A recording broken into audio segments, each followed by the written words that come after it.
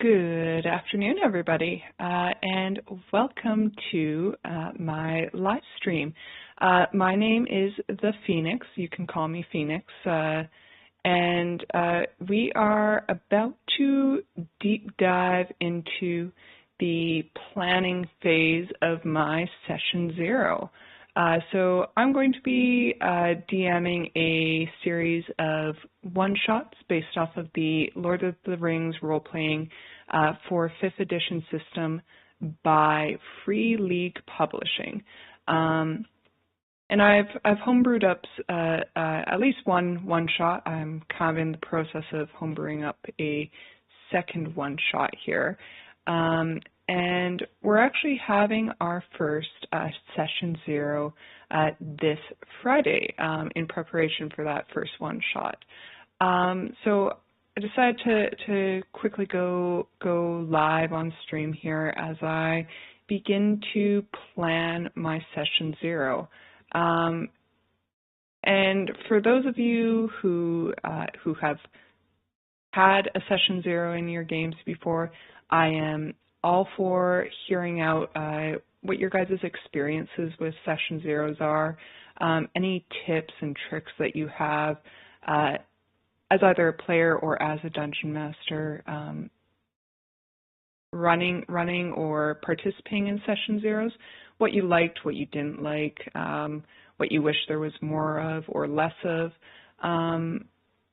And I'll be sharing a little bit of, my experiences with session 0s.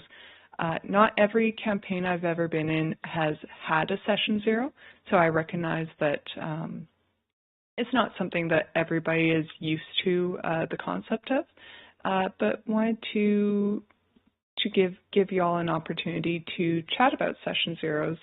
And maybe if you have any other questions for me or just wanted to hang out with me while I delve into this here, that would be a-okay too. I am unfortunately unable to go on webcam today just due to some shenanigans with my baby last night. He didn't have the greatest sleep, and so we have been fighting naps all throughout the night and all throughout the day today. And as such, I am not in any way, shape, or form prepared to be seen by another living human being. So you get the fancy-dancy Angry Bird, which is actually my avatar for all of my Discord stuff. Let's see, we've got chatter in the room here. Valexion, I hope I'm pronouncing that right. Rule 1 of session 0, be open to having more than one session 0. Sometimes you need more than one session to plan and ask/answer questions. I think that's a great first rule, Valexion. I've played in some campaigns where no session 0 has been hosted, and you can tell when a campaign doesn't have a session 0 because boundaries are crossed, certain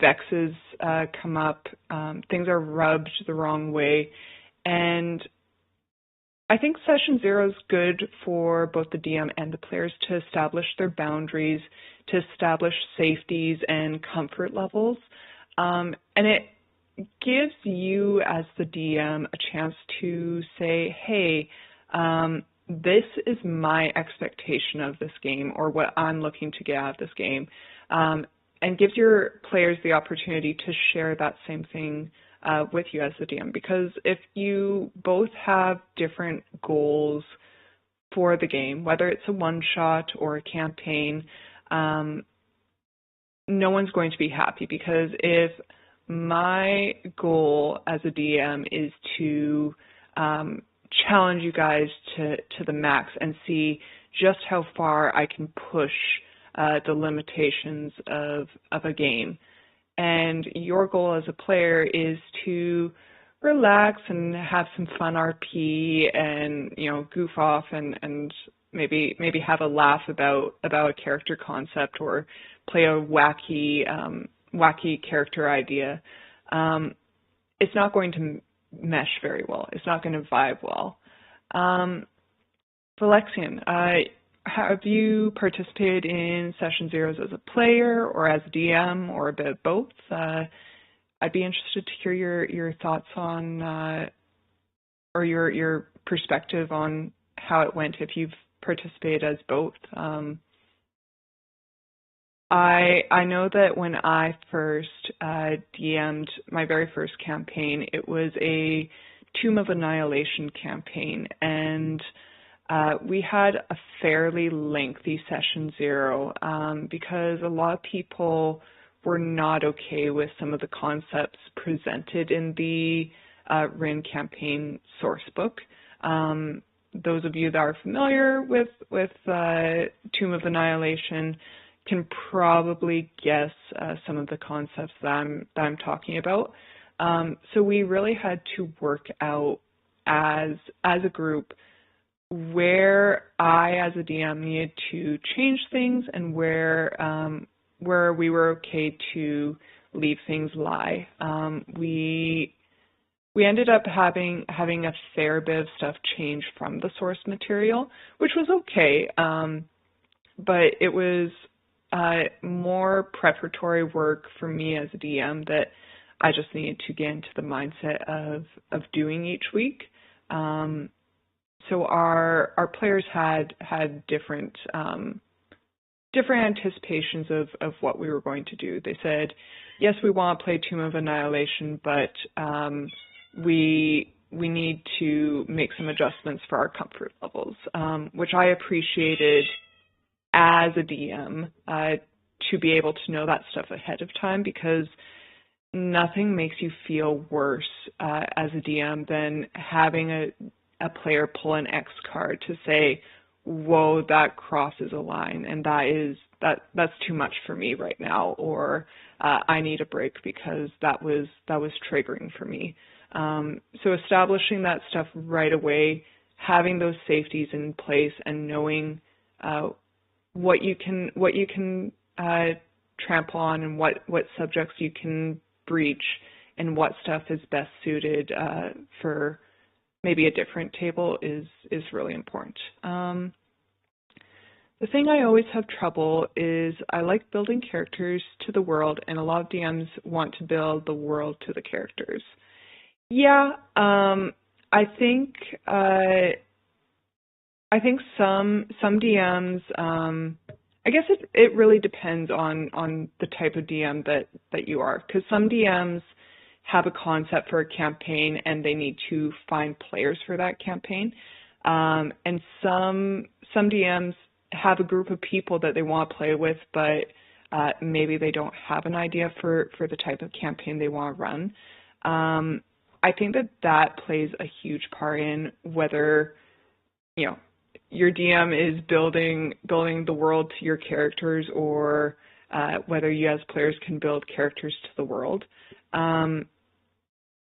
I think it's really cool as a DM, though, to be able to pull in and tie together the backstories of your characters into what you're running. Because maybe it's not the full plot of the campaign. I think setting a character's backstory as a plot for your campaign is a recipe for main character syndrome.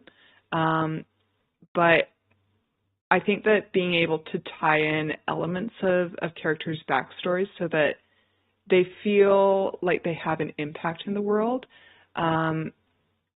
takes it from being just any tabletop roleplay game, because there's a lot of tabletop roleplay games where you play a character and the story's fixed, the plot's fixed, the world's fixed, and there's no room for modifying it, and it takes it to that D&D5e setting where you get to collaboratively tell a story. You get to work on tweaking the world to what you want it to be, and the level of interaction for DMs and for players can be as much or as little as you choose it. I think having engaged players from the get-go is an important aspect if you want to go that route as a DM, because there's nothing worse than having half of your party interested in engaging in the world and the other half of the party completely checked out.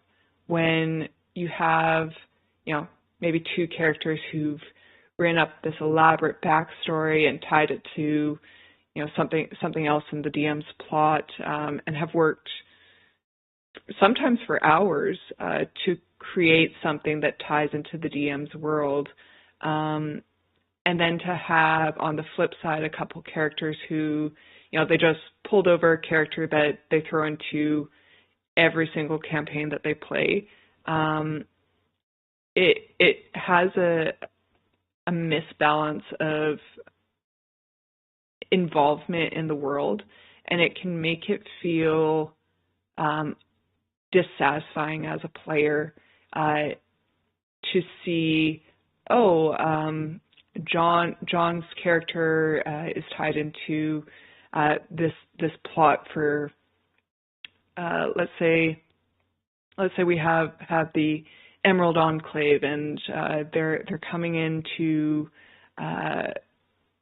save this great tree, and that tree has had saplings passed down through John's druid circle for many a generation, and maybe Sarah's ranger character has been protecting the last grove of this tree for many a year. And then you have Sally, and Sally just wandered into the forest and is here.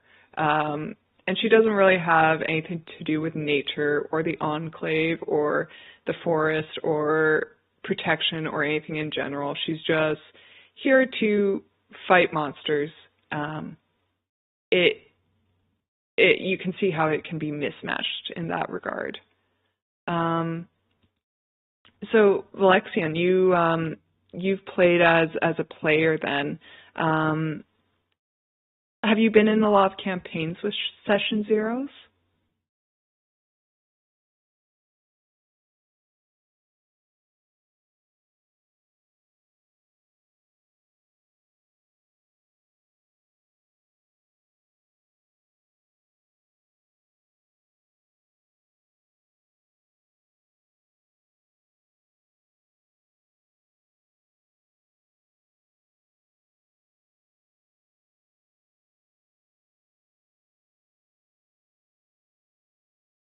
Wasn't a Session 0, more Session 1, but the one and only time a druid, the DM wanted to throw a rat at us. I figured I could turn into a rat, but wasn't sure if it was in the CR range of my abilities, so asked which CR a rat is. The DM mocked it like, oh yeah, just pull out the monster manual in-game at the start of combat. Besides the fact I was only asking about CR to know if it was in range of my ability, rats are pretty common. It wouldn't be unreasonable for a druid to have seen one. I played a druid. Okay.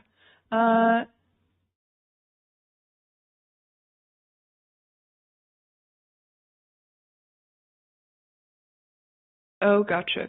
So, yeah, I think some DMs have been burned by some backseat DMing, and it can be difficult for a DM to see past, see past a player asking a legitimate question that's, about their build and supposed to help them, help your players work through your build and maximize your efficiency, and see past that and realize, maybe you're not asking about the CR because you are trying to calculate AXP or something regarding that. Maybe it's a legitimate question, and I think establishing right away through a session zero, what your comfort levels are with that kind of stuff could have led to better communication in that instance. Because if your DM would have been like, hey, in session zero, I don't like backseat DMs, and if there's any talk about meta knowledge like CRs or DCs or any of that kind of stuff, I'm going to shut it down immediately. Could have been just the type of approach necessary to influence how you were going to approach as a player. Because if you knew that your DM was worried about the word CR or DC or any of that kind of stuff, you might have prefaced that with, hey, DM, out of character, I don't know what CR I can turn into. Do you mind if I ask? Is a rat within the CRs I can turn into? And that could have led to less miscommunication overall. I really think that there's an importance in holding a session zero, because it prevents those misunderstandings from happening.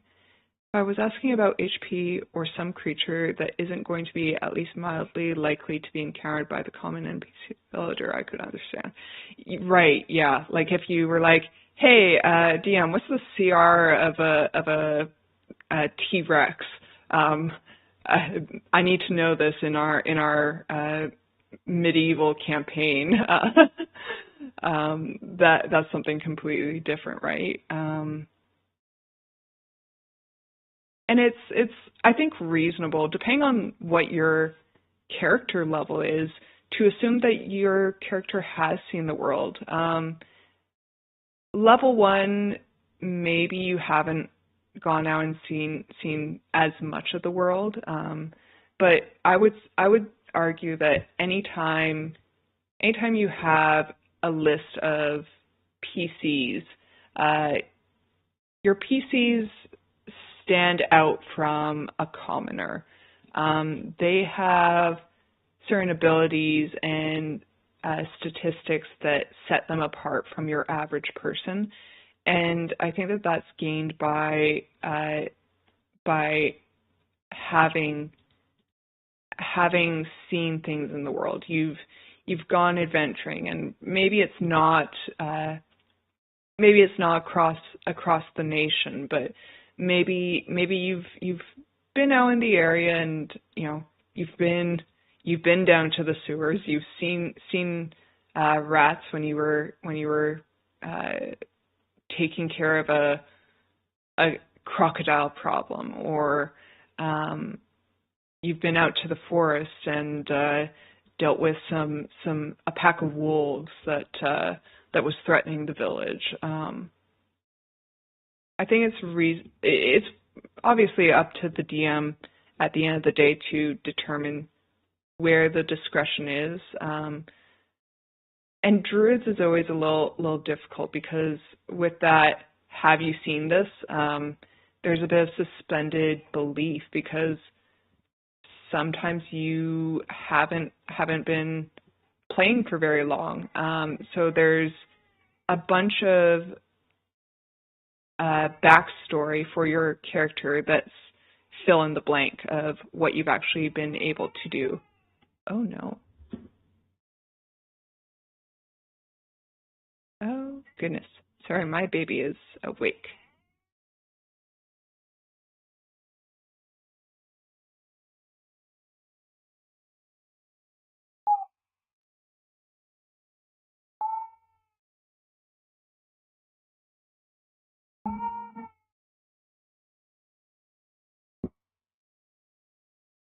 Sorry, just give me 1 second here. I'm going to go see if my baby's going to go back to sleep.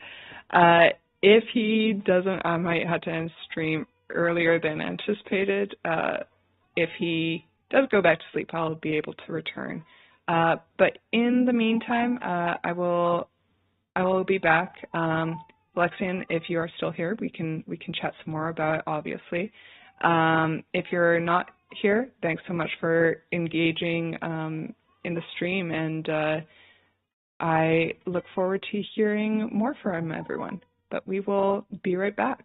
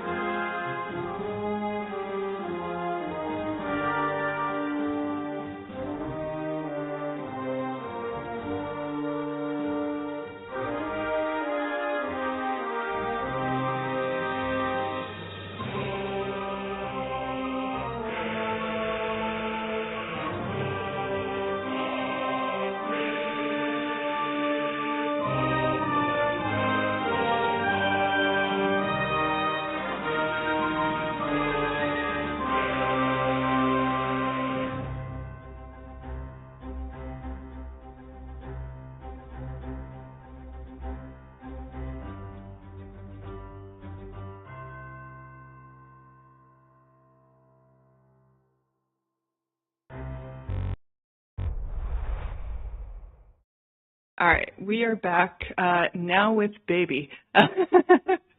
We'll see how long my baby is able to manage before we had to end the stream here. But I figured if he's calm enough, might as well try to continue with it while he's still happy and healthy. But yeah. Lexian, but yeah, you do have a point that it would have been better to ask, is it in the range of this ability rather than what is it? It is completely, like, hindsight is 20/20, right? It's easy to look back and say, oh, it could have been framed like this. But my point was more, maybe a session 0 would have changed how that situation was approached, because there's so much that anyone's experienced throughout their lives, right? So our understanding of different nuances and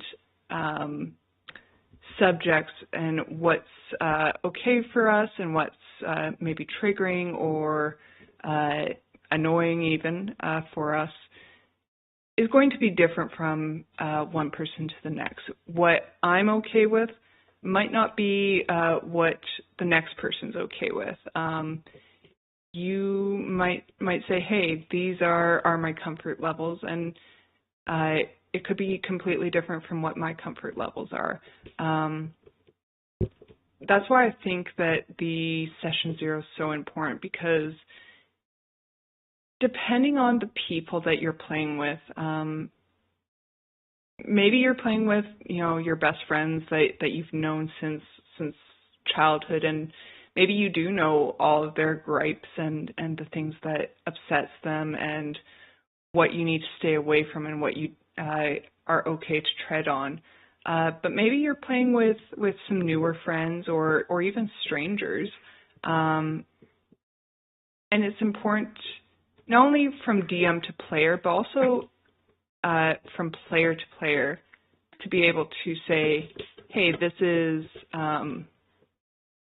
something that I'm not comfortable with, or this is my expectations of the type of conduct that will occur during this game. And sorry for the background noise. Baby is playing with the wire. But yeah, it's like I said, hindsight's 2020 is definitely not gripe on you as a player, because you didn't know session one that what your abilities were as a druid, and especially when you're brand new to the game. There's a whole lot that comes into playing a character. There's a lot of features and spells and racial abilities, and not everyone's going to know everything. If anyone claims that they know everything in the book, they are lying. There is no one that knows everything about the game. Not even Wizards of the Coast really knows everything about their own game, and that's understandable. There is hundreds of pages, probably thousands of pages worth of material, whether it's for the players or the DM. Not everyone's going to be familiar with everything, and you won't gain that familiarity until you play it, right? Until you get a chance to ask your DM that question of what's within my CR range as a druid. You won't know, okay, I can turn into a rat, or I can turn into a wolf or bear. It's all just stuff that comes with experience, right? And I think that some DMs deal with newer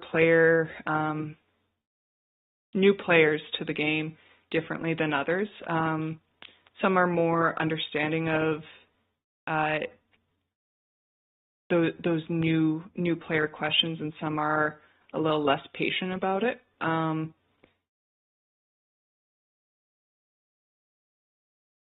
I personally to be understanding. I have a bit of a tendency as DM though to over-explain stuff. I kind of go on long spiels about things and go into sometimes a little too much detail about things, and that can be really great for new players, but maybe more annoying to veteran players, because maybe your veteran player doesn't want to hear me spiel about how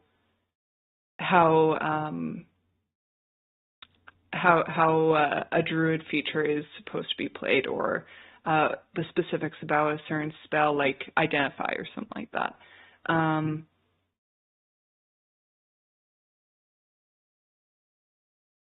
Yeah, I think if I play a druid again, I'll ask the DM beforehand if I can have a flashcard of things it'd be reasonable for me to have encountered before, with more flashcards added as I try wild shaping into new things when I successfully find something new that wild shape works on. I think that that's a good approach. I think that that pre-session planning will lead to you guys having more success.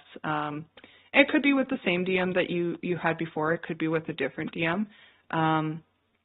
But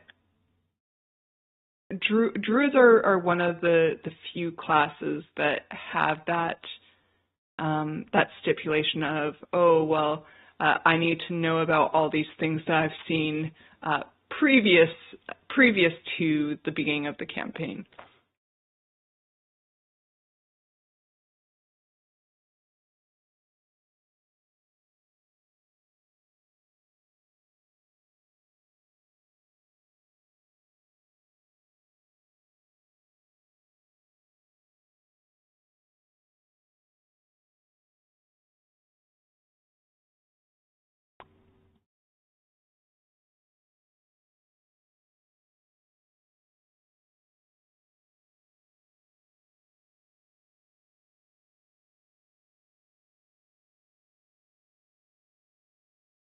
1 second here, I'm just...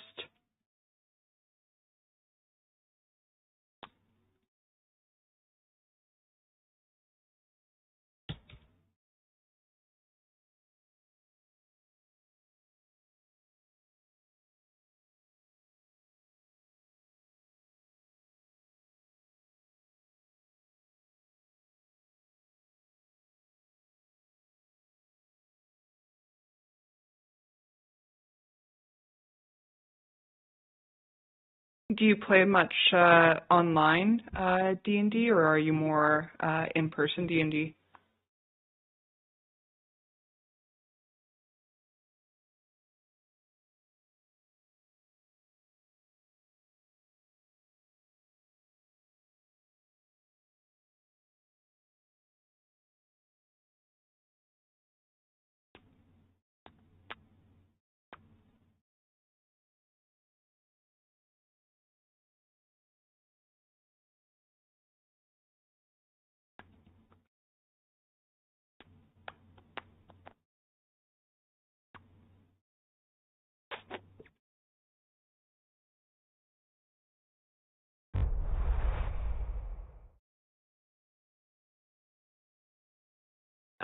Debate playing at the GameStop near me, but don't like how things are set up.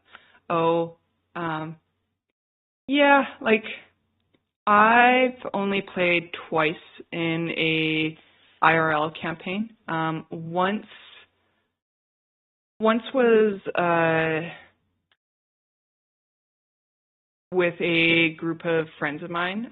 We actually were friends previously, and then they had started a D&D game, and that was actually my very first introduction to D&D. Was with those buddies of mine, and it was a lot because they said, "Oh yeah, you can show up and make a character." I had never looked at the player's handbook before, and they gave me the handbook and said, "Make your character. We're playing in 30 minutes." I was completely overwhelmed by it. There was a lot happening. You know, there were a lot of races and classes. I didn't know anything about anything when I got into gaming. And that was a really difficult first experience in D&D, and I didn't play it again until probably a year or two later. And again, it was not the greatest experience.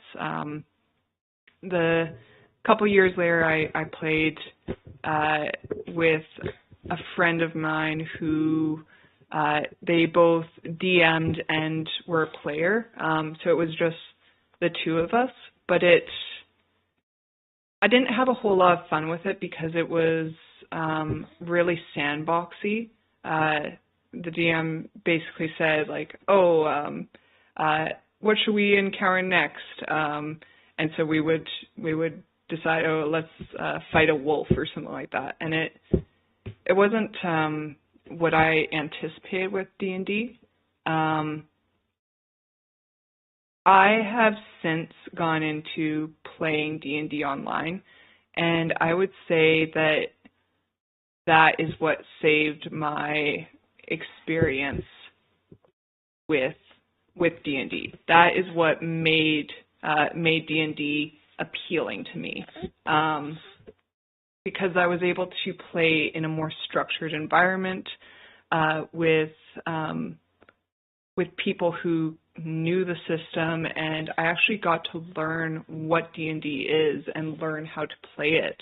And then eventually I got into DMing it, which I never would have expected myself to do. Let's see, it's $10 per session per person, which I'm fine with, but every X times you go, you get a level up, and I don't know how likely it'll be to have enough DMs running separate campaigns to keep a minimal level difference at the table. Yeah, that's a little bit difficult. I don't know about those kinds of settings for playing playing a D&D game. I think it would be difficult to have a drop-in session like that. I find it's a lot more manageable and engaging to have your dedicated session with your dedicated players, and if you guys need to take a break, you take a break, but when you return, you know exactly where you're at, you know what's happening in the story, and your DM can adjust your level as a group. Not to mention, it's basically just unconnected one-shots. I'm more interested in a running narrative. Have you considered playing online, Balexian? Because I really enjoy playing online, and there's lots of obviously paid places to play, but there's also some free places to play. I'm actually an admin on a Discord server that it's a Westmarch, and we have DMs run. Well, essentially they're one shots, but it's an open world, and a lot of players actually end up doing their own campaigns based off of people that they've met there. Considered, yes, but live with parents that love their surround sound. That's fair. I grew up in a noisy environment myself, and that's rough. That is very rough. I will say, if you invest in a decent pair of noise-canceling headphones and a mic with some noise suppression, that can make all the difference. But I understand that's not always possible. And it's a lot, right? Like when you live with other people. When I lived with other people, I always found it. I never wanted to be inconvenient to anyone. I was always, okay, I need to be quiet and not make a drop in the bucket because I don't want to make anyone upset at me that they're hearing my sounds. And that's not always the case with people. I know a lot of people are like, they just don't think about that kind of thing. It's not even a consideration of theirs. Not necessarily malicious, just it's not a thought that crosses their mind that, oh, maybe I'm being noisy for the people around me.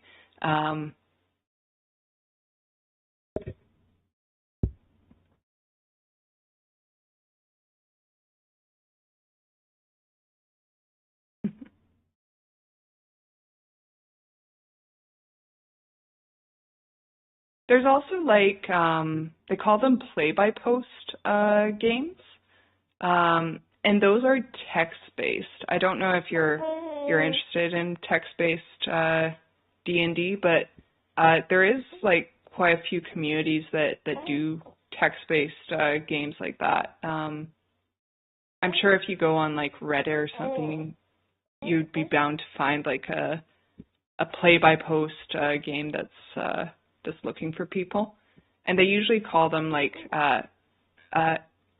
PBP. The most frustrating thing is nothing you can do at night can't be done during the day. And in the back of my head, I'm like, except immerse myself in whatever book, movie, game I'm playing. That's fair.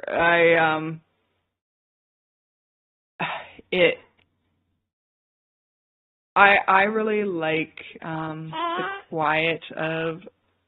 I just like quiet in general. You probably know the same. Growing up in a house where the TV was on 24 hours a day, 7 days a week, the best thing in the world was when my family would leave the house. I'd be at home alone, and I would turn off the TV. And it was like a small buzzing just stopped, and my head could finally relax. And it was just such a sudden change. Like I think I had a almost near constant headache from the amount of noise. So when I moved out and started, first off, I started living with, my grandparents, and then I lived with a roommate, and then I finally got a place of my own.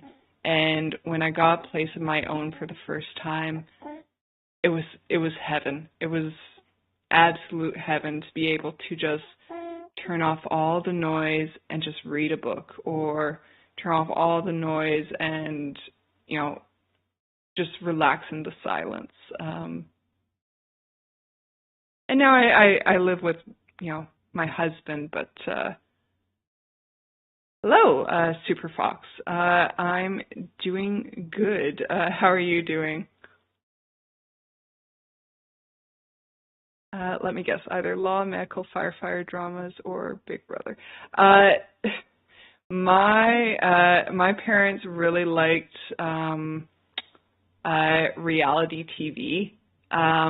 They liked, watching MTV for all sorts of things. All sorts of, they liked all the stuff like Jersey Shore and 16 and Pregnant and Maury and all that kind of stuff. And it was never something I was interested in. What about you, Alexian? Super Foxer. I'm great. Can't wait for my next Pathfinder session next Friday because it'll be crazy. Awesome. Are you a player or a DM or?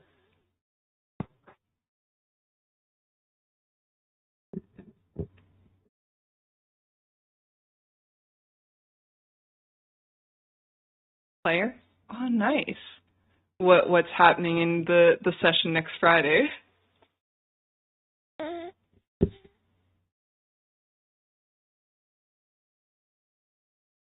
Basically, because my character will be the boss of next session, as she'll fight against the whole party by herself to prevent them from fighting the BBG while he destroys the city, as she knows that they're not ready to face him yet. Oh, goodness. That's rough. That's really rough. That PvP action. Are you guys anticipating? Like, are you anticipating they'll just be like an argument, or are you thinking they'll come to actual attacks and that kind of stuff? Yeah, mine like the medical law dramas and the reality contests. Yep. I guess to each their own. I've never been much of a fan of those kinds of shows, but some people might be more into that kind of stuff.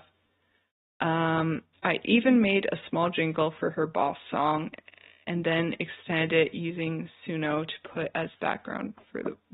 Okay, so like you create stuff with like a synthesizer or like a. I had to be honest. I am not a music person. I don't know how the music world functions, so I don't know how jingles are made. Besides like using a musical instrument to record. Can I show it to you? What kind of like platform do you have it on? And FYI, she's the only spellcaster of the group, and it's healer at the same time as she's a druid. And I've been saving a full resistance potion for this one battle to make the party sweat, trying to take her down on her knees, as she is also the one with the most LP in the party. And AC, AC of 29, that's a lot.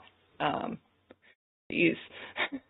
I haven't played Pathfinder myself, but I know that some people play both Pathfinder and D&D, so I assume that there's a decent comparison between the two. So when you say AC of 29, I think AC of 29 in like D&D terms. I have it uploaded on Drive, as that way my DM can link it to Foundry. Okay, so like a Google Drive. Question, how big of a benefit do you think Invoke Duplicity is for cone spells?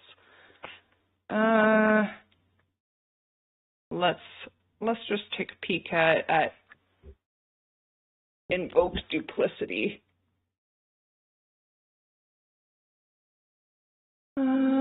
One second here while I pull up that spell.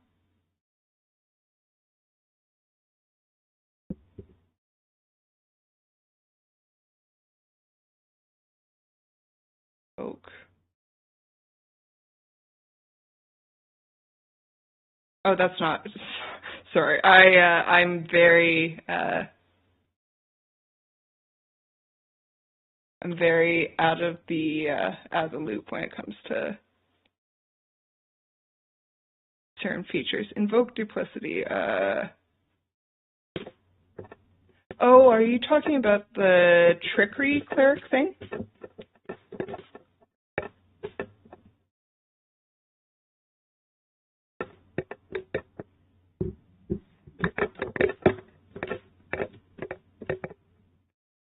Baby's shaking the wire again. So sorry for the background noise. You're just having a grand old time. Yeah, you are, aren't you?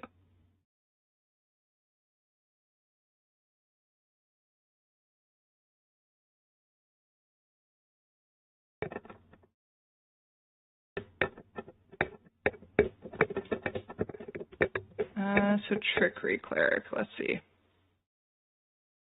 I've never actually played a Trickery Cleric before, so let's take a peek at Invoke Duplicity. Starting at 2nd level, you can use your Channel Divinity to create an illusory duplicate of yourself. As an action, you create a perfect illusion of yourself that lasts for 1 minute or until you lose your concentration. The illusion appears in an unoccupied space that you can see within 30 feet of you. As a bonus action on your turn, you can move the illusion up to 30 feet to a space you can see, but must remain within 120 feet of you. For the duration, you can cast spells as though you were in the illusion space, but you must use your own senses. Additionally, when both you and your illusion are within 5 feet of a creature that can see the illusion, you have advantage on attack rolls against that creature, given how distracted the illusion is to the target. So how big of a benefit do you think Invoke Duplicity is for cone spells? Very big. If you are casting a spell as if you were in the illusion space, that's huge for positioning.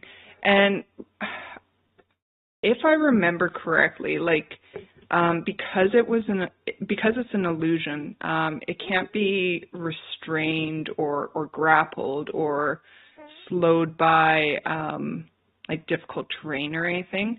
So you could use that, if your DM is kind of boxing you in,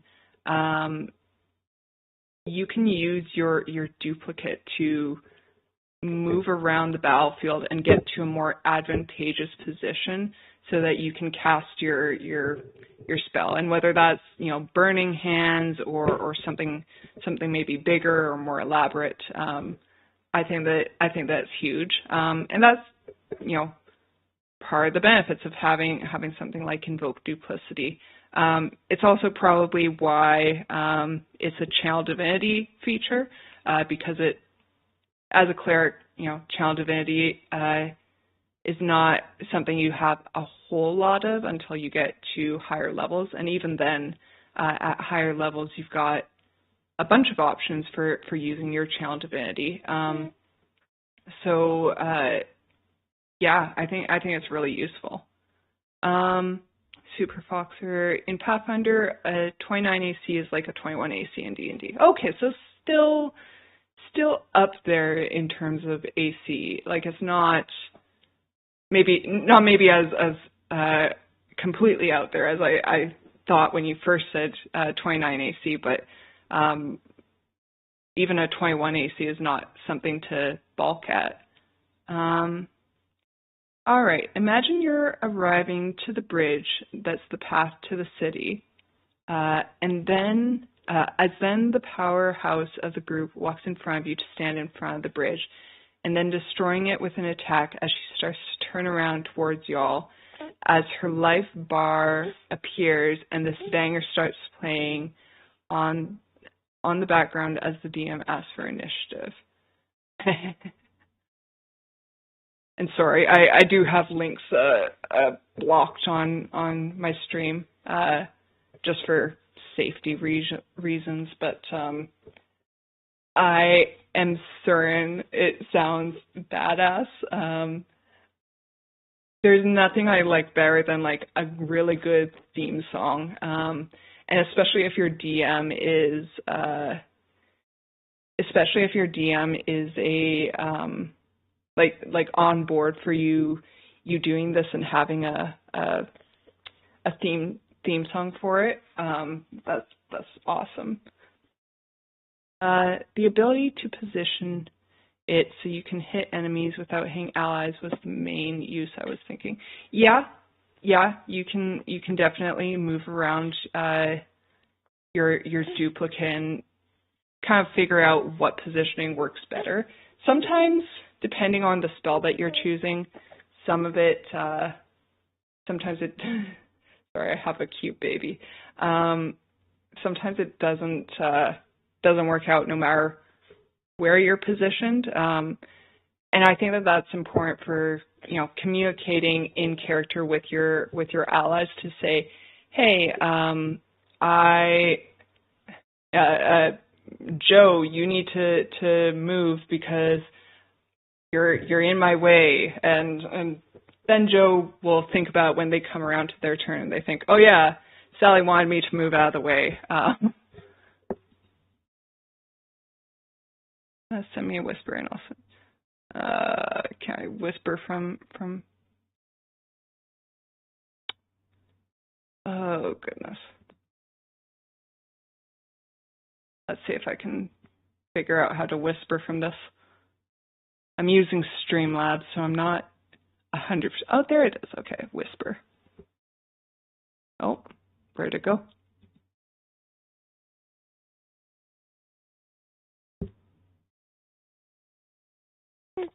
Oh, cool. Yeah, it won't allow me to do it.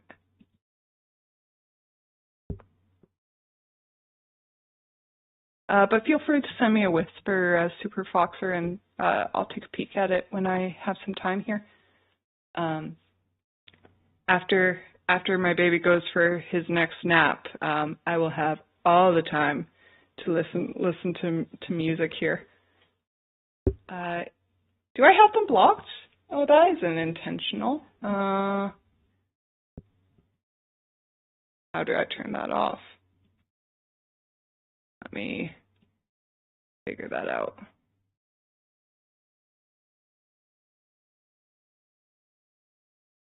Can I do it from here? No, I can't. Okay. Security and privacy, probably in there.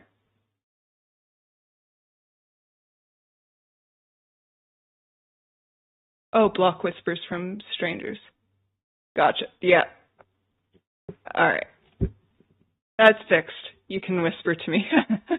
Sorry about that.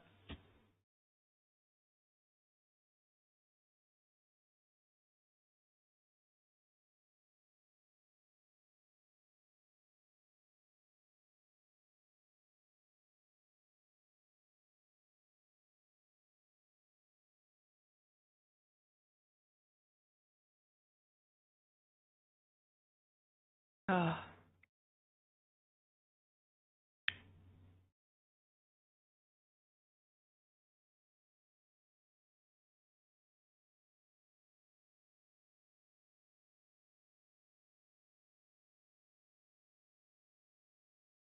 All right.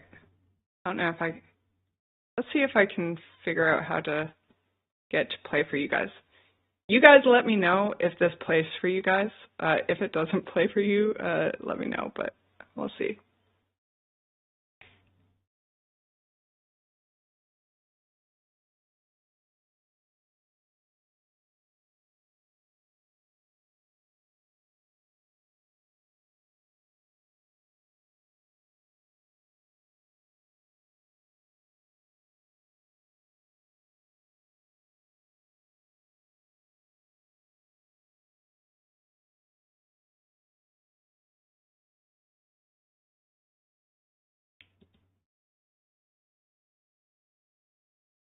Oh, you guys can't hear. Okay.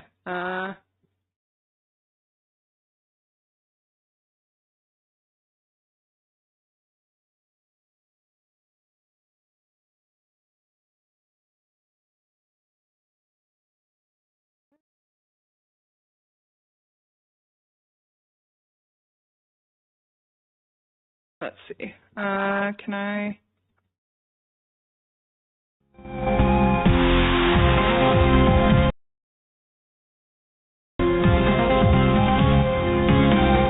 You guys see that?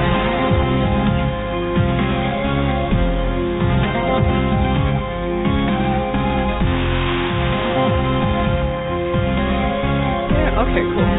Let me go backwards. All right. All right. Wait.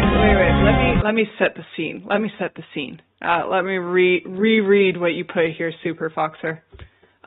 Imagine you're arriving to the bridge as the path to the city, as the powerhouse of the group walks in front of you, to stand in front of the bridge, and they raise their hand and destroy it with an attack. She starts to turn around towards you. As the camera pans out, you see her health bar appear.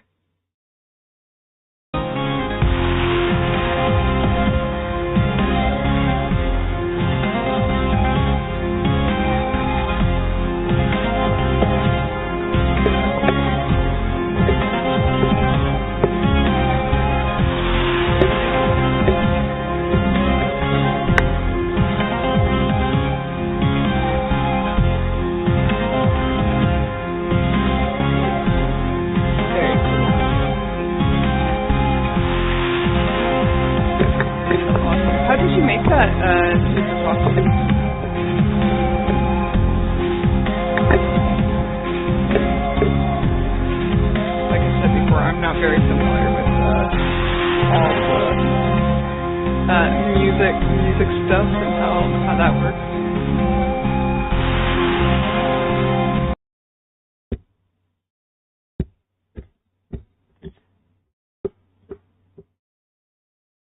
Suno AI and FL Studio Mobile. Cool. Well, that's awesome. Great work.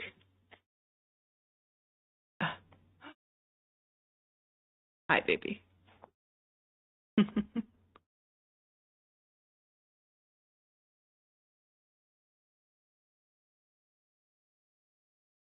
Yeah.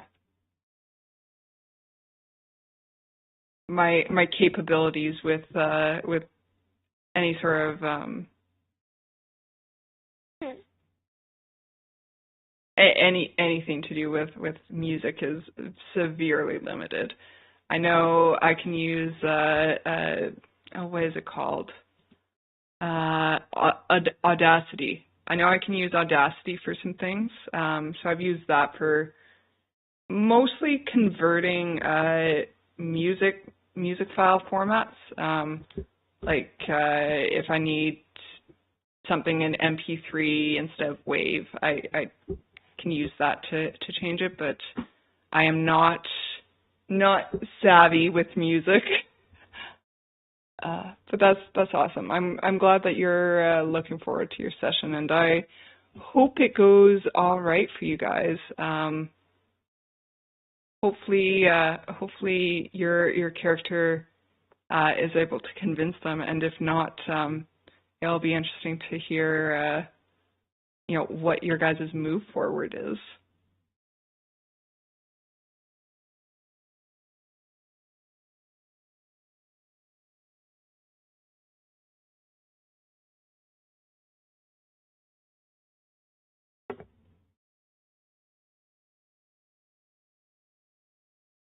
But Super Foxer, we were just talking about session zeros. Have you had much experience with a session zero as a player or as a DM?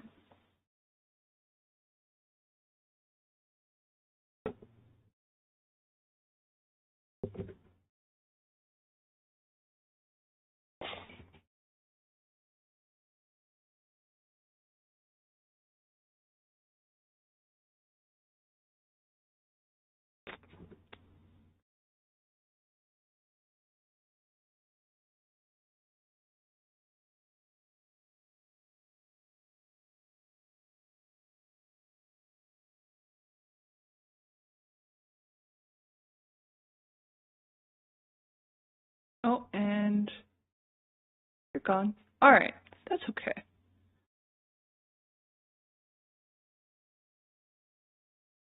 So, I'm